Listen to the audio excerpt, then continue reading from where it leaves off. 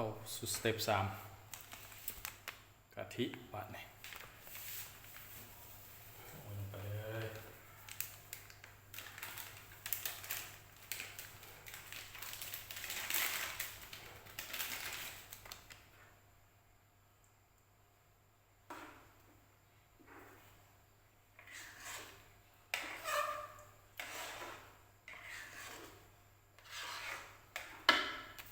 อีก2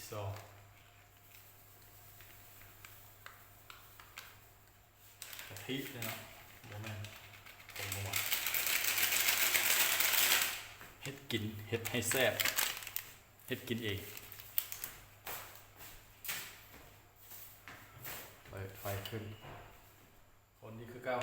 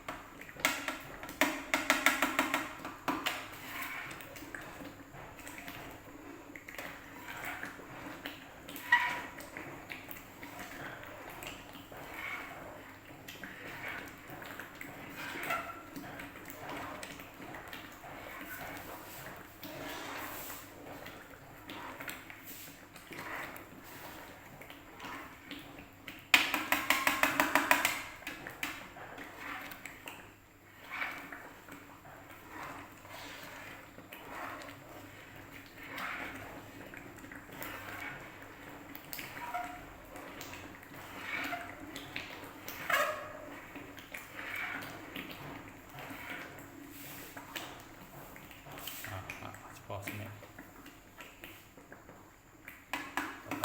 หมดเนาะ